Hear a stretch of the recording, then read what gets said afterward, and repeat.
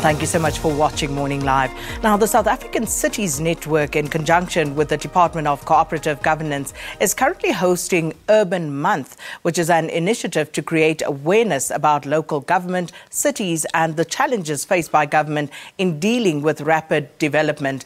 It also culminates in World Cities Day, which is, of course, today, the 31st of October. And to discuss this and, of course, other related issues regarding local government in our country, we're joined by Andries Nel, Deputy Minister in the Department of Co-operative Governance and Traditional Affairs. Thanks for coming through. Good morning. Thank you very much for the opportunity. Well, let's start with Urban Month and, of course, today, which is World Cities Day. And just talk to us about, the rationale behind celebrating these days and what are they seeking to highlight?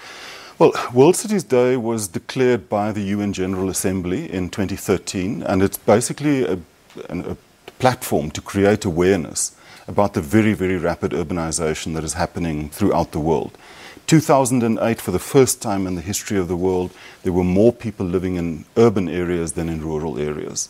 By 2050, it's expected that 70% of the world's population will be living in urban areas.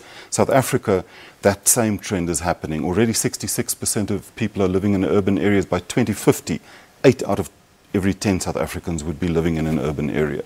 Now, that comes with huge opportunities because cities can be engines of growth. They can bring people together. They can promote social cohesion.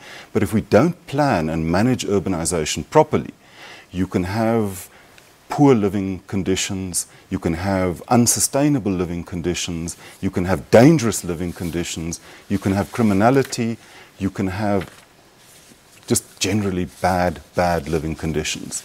So it's important that we are aware of those trends, that we plan for them.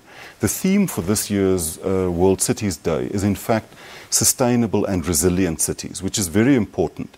On your newscast, you were showing the terrible events happening in the Southern Cape, in Knysna and George, the fires sweeping those areas. How do we plan our cities and towns in ways that they're resilient to things like fires, earthquakes, drought? The terrible events in Khayelitsha, in the informal settlements there that were ravaged by fires. How do we plan our human settlements better to be resilient to them? It's very, very important because in the past decade, 220 million people throughout the world were affected by disasters. It cost $100 billion a year. There are 200 million people living along the world's coastlines in areas that are 5 meters or less above sea level. So things like climate change, drought, have a real impact on our cities. So how are our cities coping with this influx of people, and not just from within our borders, but from outside as well? Well, as South Africa, we've adopted an integrated urban development framework, which tries to guide both the whole of government and the whole of society to do two things. The first is manage very rapid urbanization so that we can get the benefits, economic and social, out of urbanization and to mitigate the downside. On the other hand, we sit with a very, very persistent legacy of apartheid spatial patterns. Our country is divided geographically, spatially. Our cities and towns are highly fragmented. That limits our ability to come together as a nation, to promote social cohesion, but it's also economically extremely inefficient and environmentally unsustainable. So integrated urban development framework is seeking to help build more compact, integrated cities and towns. That includes the managing of that very rapid influx of people into our cities and towns. I just want to stress the point that when we talk about urbanization, it's not just people moving from rural to urban areas. Our rural areas themselves are urbanizing and densifying very, very rapidly.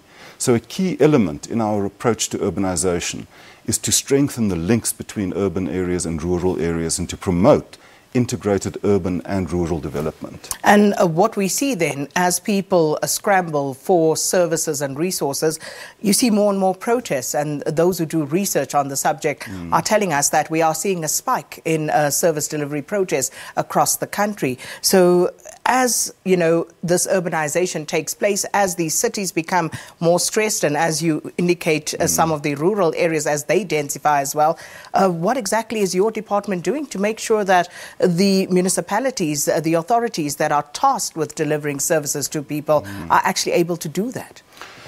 We do that by implementing our integrated urban development framework hand in hand with our Back to Basics program, which really rests on 5 pillars: delivering basic quality services, practicing good governance, putting people at the center of the work of our municipalities, ensuring sound financial management, and building strong, resilient institutions, which includes appointing the right people to do the right job. We're working very, very actively, especially with that bottom third of dysfunctional municipalities. We've put in place district support teams consisting of engineers, town planners, financial and governance experts that work at a district level to support the local municipalities in that area that don't have the capacity. Very often, it's a vicious circle. Government gives municipal infrastructure grants to municipalities exactly to provide those basic services. Many of those municipalities, unfortunately, are not able to use those grants and sometimes have to return them to National Treasury. We've said that can't be.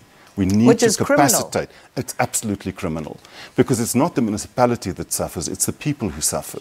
Exactly. And that is why we put district support teams in place exactly to help those municipalities utilize those resources for the benefit of the citizens. And considering if one believes that returning money to Treasury is criminal when people require services, what more do we make of people who actually maladminister, who actually do not use monies in the manner in which they ought to be used at municipal level? Let's look at this VBS Mutual Bank scandal, because you have municipalities who, against the laws and regulations, still went on to deposit their investment finance into a mutual bank.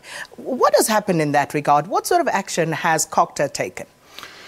Well, I mean, let me just join you in saying that that is absolutely criminal. It's absolutely unacceptable. The moment that Cooperative became aware of that, we've worked with both National Treasury and the South African Reserve Bank.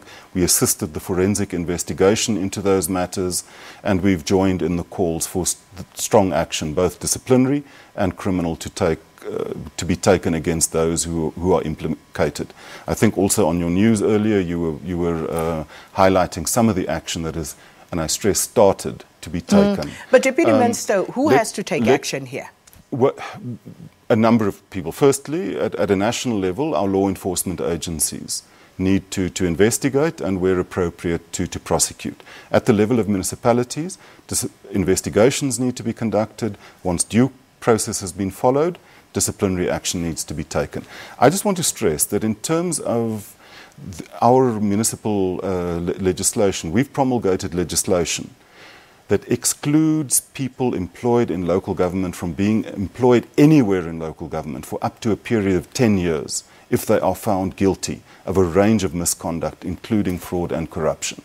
So I think right now the consternation is that an investigation has been done. I mean, the Reserve Bank, they've come out, there's a report on the table. And the question is, why is it seemingly taking so long for action, as in decisive action, to be taken against those who have been fingered in those investigative reports? Well, I can just say that the sooner that action is taken, the happier that we will be as Cooperative.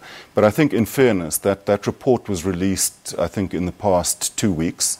Certainly the law enforcement agencies would need to engage that. Remember also, a forensic report is one thing, a criminal investigation leading to a prosecution is another. But we really urge people to make haste of those processes. And with regard to recovering the monies?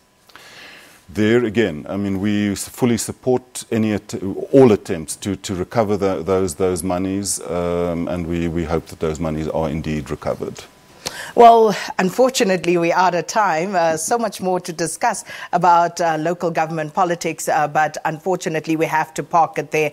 And I'm sure we'll be discussing a bit more. There are some reports coming out, as the Minister said, in as much as we tend to focus on the bad stories, there are some good news stories in some municipalities. unfortunately few and far between, but hopefully some of that will come to light over the next few days and weeks as well. But we'll leave that interview there for now. Well, we're coming up to news time. We are going to take a break. When we come back, we'll do news and, of course, many other stories that we'll be covering here on Morning Live for you. Stay with us.